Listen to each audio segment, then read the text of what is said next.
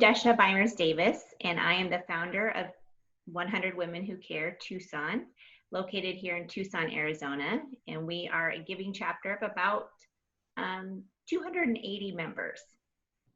Avani, why don't you tell me a little bit about yourself and your giving circle? Sure, thanks, Stephanie. My name is Avani Desai. I am based in Orlando, Florida, and I am part of a giving circle called 100 Women Strong. We're an initiative under the Central Florida Foundation. And I joined the giving circle in 2013, and we were 17 women. I'm proud to report today we are about 96 women, but been around for about 20 years. So really also very happy to be here with you, Desha, today. That's Maybe awesome. we can get started. You know, I know you and I have talked a little bit earlier about your giving circle. Can you go through the process of one, how do women join your giving circle, and two, what are your philanthropic efforts during the year through your giving circle? Yes, thanks. Those are great questions. Our giving circle is a little bit different maybe than yours in that we only meet 4 times a year. And so our members come together, and typically we're in a live event. And so we come to a meeting, and at that meeting, you can bring guests, and our members can both attend. And what happens is our members have nominated local charities that they love, and they get the opportunity to literally be drawn from a hat, so to speak. So 3 charities are selected during that time. And if your charity is selected, you get to speak for 5 minutes. And our members can ask questions during that time. And then all of our members vote. And whoever has the most votes, that charity receives $100 from each member. So in 1 hour, real quick, a charity can receive right now about about $27,000, which is pretty awesome.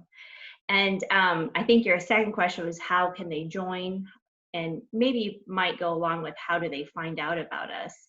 And so our organization is 5 years old, and our goal was to really get to 100 women. And we literally just put out a little video on social media. In our first meeting, we had 156 women attend. And so, yeah, it was so exciting. And since then, our members have just kind of shared it with their friends. And so that's really been how our organization has grown. It's pretty much word of mouth and through social media. And members can bring guests. And if it resonates with that member, they can join right there on the spot. And they just give a commitment for 1 year that they're going to stay with us. So what attracts our members, I think, is that it allows the everyday woman to have an opportunity to feel like she is philanthropic. And, you know, in the world, I think, at least for me, I felt like you had to give lots of money to be philanthropic, right? And the really great thing about a giving circle is that, as I'm sure you can attest to, is that the members direct where the funds go. And so they get to feel empowered that they're making something bigger happen than they could themselves.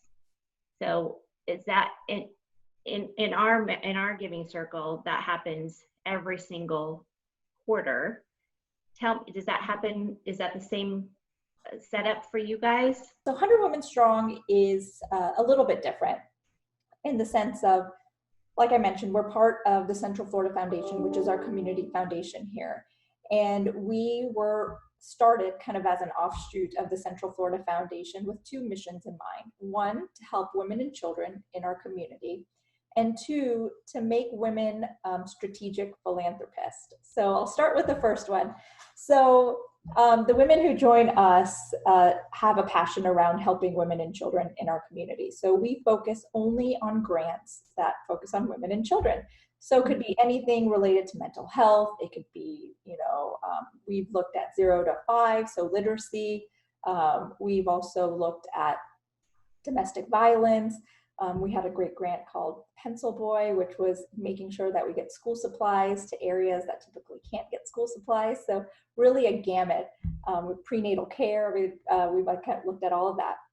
The second part is to make women strategic philanthropists. And so when I joined, I really didn't know what strategic philanthropy is. And that's really the entire mission of 100 Women Strong. So what we look to do is we look to solve only source problems. So a story that the CEO, Mark Brewer, once told was, there was once a village, and at the bottom of the village, there was a stream and babies were coming down the stream. And the head of the village called everybody and said, come, because you need to catch these babies so they survive. And then one person said, well, let's go up the stream and see why the babies are coming down in the first place, right? And so that's really what we do. We focus on the source problem because we know once we identify the source problem and we can solve the source problem, all the secondary issues associated with that will get solved. So we call that strategic philanthropy, and other things like stocking a food shelter, which is needed, or hosting a drive to get clothes and supplies, all of that is needed, but we call that retail philanthropy. So we've gotten away from retail philanthropy and focusing on strategic philanthropy. So our real process starts in November of the prior year. And what we do in November is our members, just like yours, we're a democracy as well. So every woman has one vote. And what we do in November is we ask the women, what themes are you interested in looking at? And so we're not doing any research right now. We're not looking at any data. We're just saying, internally, what are you passionate about? So I can tell you, I've put things like prenatal care for African-American women. I've put things like drowning, drowning. I live in Florida, so drowning is a big issue, especially amongst, African-Americans and Latino children and Asian children. So once we do that, we have a research team, and the research team takes all of that information and then finds where these themes are. So we can anywhere between 3 and 5 themes. And then once they have identified those themes, then we ask women to raise their hand and say, identify who wants to volunteer to lead one of these themes. Still, we haven't really done research or anything yet. And so we get, anywhere between 5 and 10 women will raise their hand, and we do something very similar to a Shark Tank. But in the process, they do reach out to experts, they do research, put together a 5 to 10 minute presentation so the entire membership can pick what their theme for the next year is going to be. And it's such an amazing experience hearing this. So what we do is then they put the presentation together, and then we vote. So that's our second vote. And then once we vote on that, we've identified a theme. So last year, our theme that we focused on was mental health. And then the research team passes over to the grants team, and the grants team spends about 8 months out of the year doing roundtables, talking to multiple non-for-profits, talking to multiple experts. We love the collaboration between different non-for-profits who have never worked together before. And we also love the collaboration of academia. So we usually get a local university or a major university like University of Central Florida. They have we worked with them on an early learning project. So we had their professor come in to talk about that. And then we work with the non-for-profit. And what we do is we put together a feasibility study or a pilot study. So because we're not as big as some other giving circles, we have 700-800 women, and each of our women bring $1,000 to the table. We usually just focus on one grant. And we hope to get big so we can focus on multiple grants so we don't have to pick a theme. We can just utilize all of the themes that our women had chosen. But once we do that, they spend that 8 months talking, thinking of what the feasibility study could be, the pilot study, and trying to get this collaboration, which I think is so key and sometimes you don't get in non-for-profits. And a lot of our non-for-profits have never worked together, so it's such a great place that we're able to kind of bring them. And then we figure out what our feasibility study is, we put milestones together, and then we cut a check. So, and then the year after that, we start all over again. So, yeah, it's exciting. It is. Well, congratulations. It's really cool to see how both of our giving circles are really impacting our communities, and yet doing it, we both come with the same, we end with the same goal, but we can come at it so very different. Yeah. And in our giving circle too, like yours, we have had a lot of collaborations within the nonprofit worlds, because what happens is in Tucson, we have like over 3,200 nonprofits. Wow. A lot of times they don't even they're so focused on their world. And so that's one of the benefits that's happened is during our meetings, people learn about charities that they didn't even know existed. And a lot of times, you know, what we call the after the meeting happens is that those charities get together and they can figure out how they can streamline together and work together. So we've had some of that too. So it's great to see. And when you were telling me your story, it reminds me of a story that we have here kind of in our giving circle, kind of just the power of what can happen when we come together collectively and put our money together. So I think the theme in our giving circle is, you know, when you give $100, for a lot of people, $100 is a lot of money, right? And for other people, you know, it's dinner for 4 or 2 out, right? That's right. And so it's very differing depending on our member situation. But I know I've given $100 to a charity, and I always think, man, what does that $100 really do, right? But when you combine it with 270, 300 other women together, then all of a sudden you're at, you know, $27,000, $30,000, and that gives to one charity can make a huge difference. And so one of the best stories I love is one of the charities that was nominated in our giving circle was the Diaper Bank here in Tucson. And they were the recipient of our donation. And so when I called the executor to tell him that they had won last, you know, the past evening, he was like, this is great. And this is back kind of in our beginning. So at that time, it was about $17,000. And we all wrote checks at that time too. Maybe we'll get into discussion of how we handle money in our next question here. But so I literally had like 170 checks to give him. And so I, you know, was telling him that I would deliver the checks to him. He's like, that's great. Like approximately how much money? And I said, well, it's about $17,600. And you could tell he was kind of taken back. And he's like, you're not going to believe this, but on Monday, I got a call from Huggies that we could actually get $1 million worth of diapers, but we just had to pay the shipping.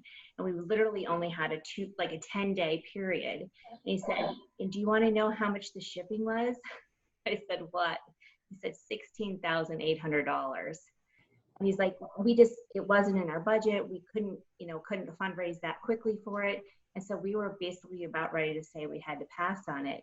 And now because of this gift from 100 Plus Women Tucson, we're going to be able to do that. So, you know, that individual member's $100 turned into $17,800, which turned into $1 million for diapers for Tucson.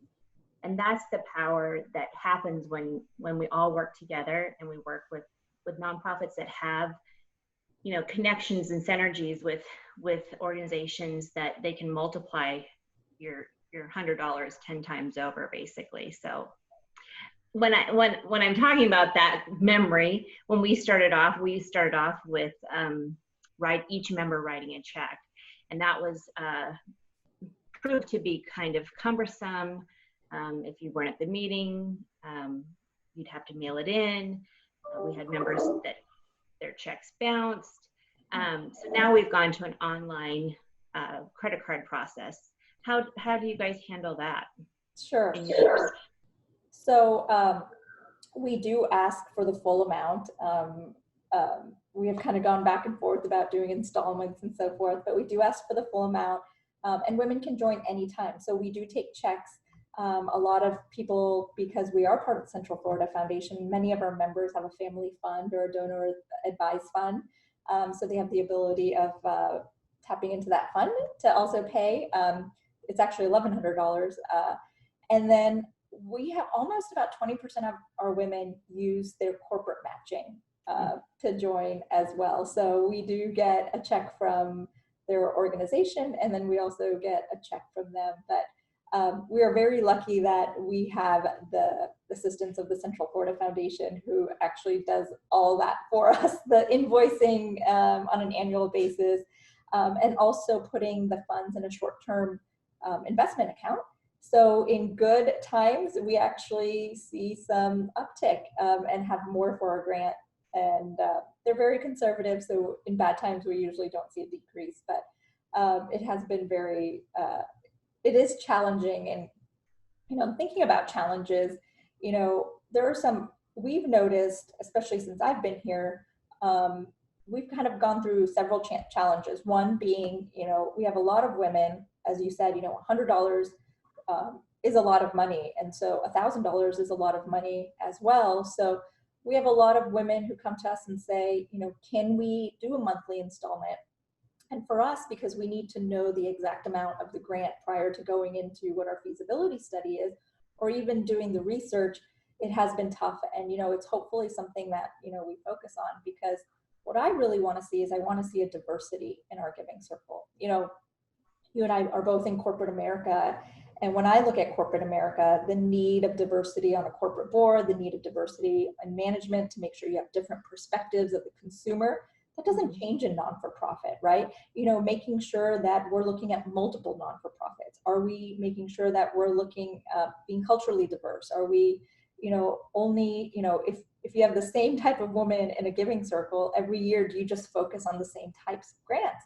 And I want to make sure that we have stay-at-home moms, and I want to make sure that we have retired women, and women who have focused on public policy and healthcare and IT in my place, for instance. So that's the other thing, is it's very challenging to focus on diversity and building a very diverse giving circle. And I'm also talking about age. Yeah. You mentioned it earlier that, a lot of women think to be a philanthropist, you have to be a millionaire. And the best thing I heard is, to be a philanthropist, you have to give time and treasure, right? And talent, right? It could be any of those. If you can give time, treasure, or talent, you're a philanthropist. And we have tried to make sure that women know that. And I'm very proud to say our youngest woman is 22 years old and our oldest is 99. So we're starting to get that age diversity. And I would say the third challenge that we've really had is really getting our name and our mission out. And I love what you talked about is, you put a video together and put it on social media. And it would be great we need to do a little bit more of that as well, because I think if I could talk to women about what our mission is and the successes that we've had and kind of the return on social investment that our grants have done, or the power of multiple women, right? I mean, I love that story about the diapers. I mean, that's just so powerful. Why would a woman not want to be involved with that? But it's getting that message out there and getting women to really learn more about what giving circles are, learn more about collective giving, and also be aware of the impact that dollar is going to be. So the accountability. I mean, there's so much that I think a woman can learn when she joins a giving circle. I totally agree. And I think when I started this, when I started the giving circle here in Tucson, I did a focus group with our newest members. And I said, why did you join? What's going to keep you coming back, etc. And the biggest thing I heard was, I want to know how my money's making a difference. And so one of the things that we've incorporated is that at every quarter, when we are counting the votes in the back of the room, we show a video of the previous recipient. And so what happens is when we give our big check, so to speak, to the organization that was chosen at the previous quarter, we interview some of their, it could be their board, it could be a client that actually gets help from their organization. And so through this video, we're able to show our members how their $100 really made an impact right here in their own community. And that has been such a wonderful gift to give our members. And I think that that's why our members stay engaged and they feel like they're actually making a difference, instead of just giving that $100 and then not really hearing about it later. So that's been a huge bonus for us. Do you guys, does your members have an opportunity to find out how their money made a difference in their community? Our main focus is the grants process and the research process. But when we do a survey with all of our members, and the one thing constantly that we saw year over year that a majority of our membership asked for is, what happened to the grantee, right? So we implemented a few years ago something called multiple things. One called a Good Work Social. So we identify one of our past recipients and ask them, we're not a volunteer organization, but our people love to volunteer, especially with their families. And we would ask them, is there any type of volunteer opportunity that we have? And then we can come to you, or you can come to us and you can tell us how things have been going. So we've done some wonderful things, for the hospital. We have packed Halloween bags because 300 to 400 kids can't leave the children's hospital during Halloween. One of our grantees was called the Foundation for Foster Children. And, when children age out of the foster system, a lot of those children are now young adults become homeless. And one thing that this non-for-profit did was put them in housing, but they needed like a starter kit. And that's what we did. We put these large baskets of everything they needed, pots and pans and so forth. And they were able to bring one of the recipients to us to tell the story of how impactful that was. And it allowed her to have the less stress of going out and preparing her home when she can focus on her job and school. So those Good Work Socials have been a great way. And then also when we pick who our grantee is going to be, we usually in January or February, we have a big grant celebration. And what we like to do during the grant celebration is, prior to announcing who the grantee is bringing our past grants. And that is open to members and non-members as well. And they do tell their story. And, that's very impactful. And then the other thing that we started doing is we started making sure that our grantees come to our events. So they come to, we have something called Learning Socials 4 times a year, which focus on a topic that's of interest in our community. So we invite our grantees. And then we also have some of our non-for-profit women will join our giving circle, which is the best, because then you hear all the time kind of what's going on. And so that has been great too, but it's so important for us to, like you said, for our women to know the impact that their funds made.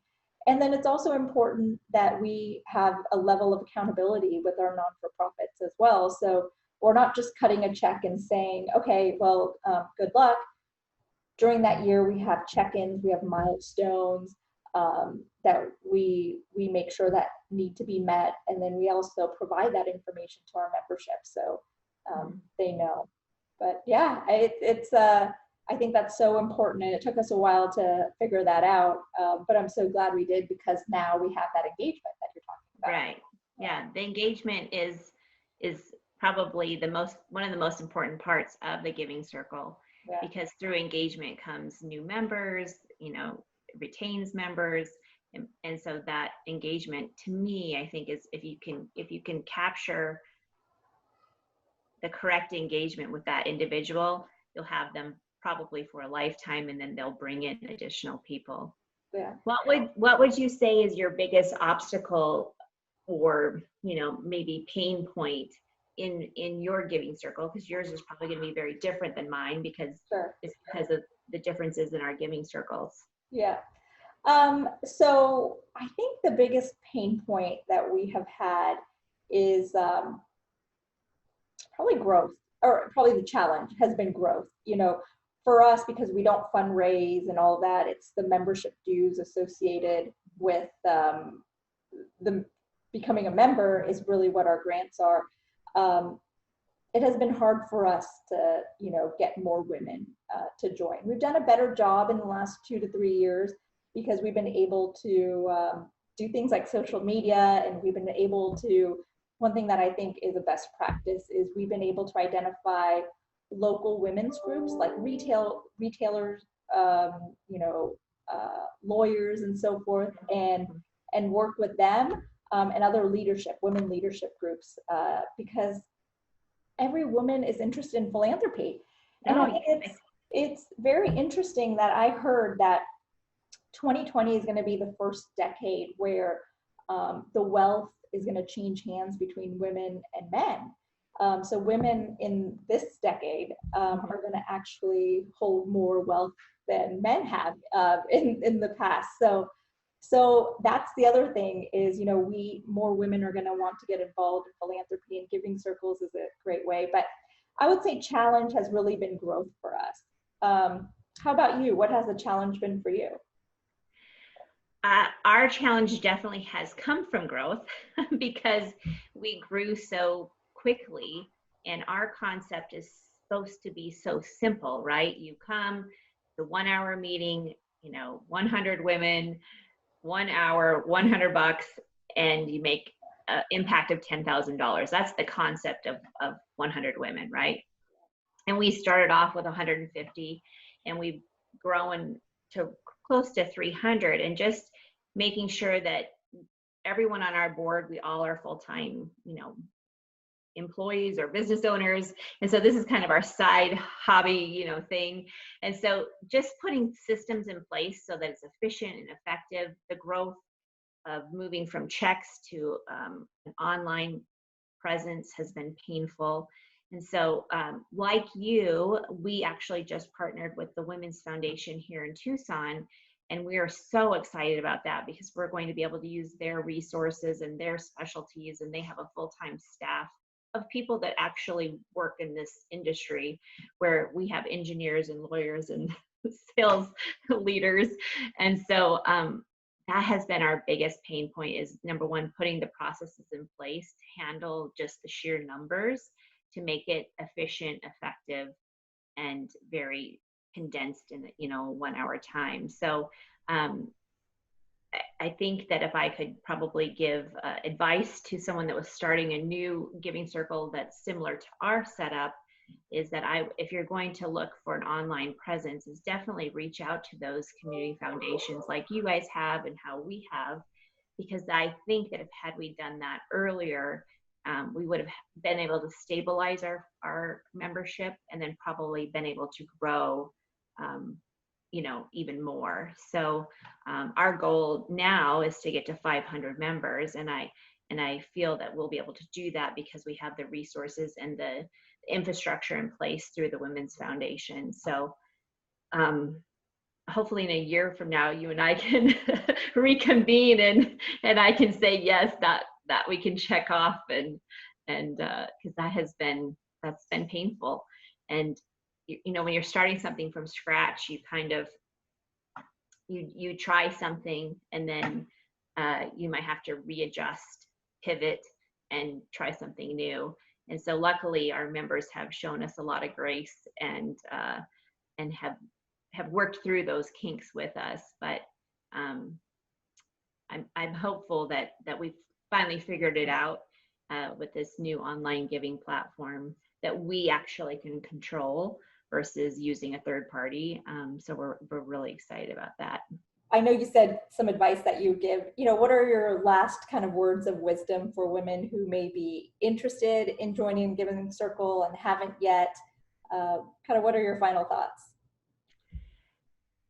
Gosh, my advice would just be to lead with your heart. And I think people are attracted to positive people that feel that they can make a difference. And I feel that if you lead the group with just a servant heart, and stay transparent to your membership, I think that you'll just be successful. And so that would be the first thing.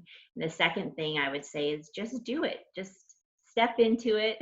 And if you're going to make mistakes, but there's a lot of people there to get different ideas from and help you. But I say just go for it.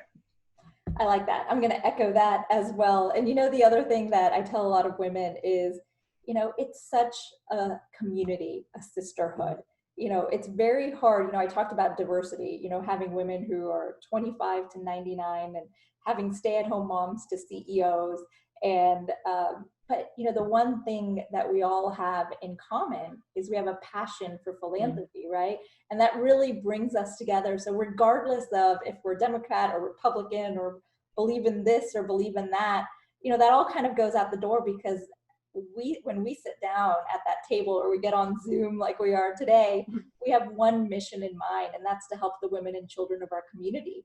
And it's so powerful. You know, people say, how do you get 98 women to all agree on something? And I go, it's actually fairly easy because we all have that same passion in our heart. And so I tell women, you know, if you want that community and you have that passion, you're going to find it in a giving circle. And it's such a great way to give back to your community. And not only that, is really learn about your community. I bet you learn so much during that process of non-for-profits and their needs and what the community needs, that I say, you know, you should also join, because you will learn more about your community at the end of 1 year than I did living here for 20 years. So, you know, I'm really excited that this movement of giving circles, especially female giving circles, is like sweeping across not only the US, but globally. And I'm so excited to be part of it.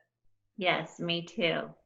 Well, thanks for hosting today, and thanks for all your advice, and I look forward to connecting in the near future. Yeah, me too. It was so nice to meet you, and I'm so glad we were able to do this and have a conversation. And I look forward to meeting you again in a year and talking about where we are. I love that. All right. Have a great day. Thanks. You too. All right. Bye.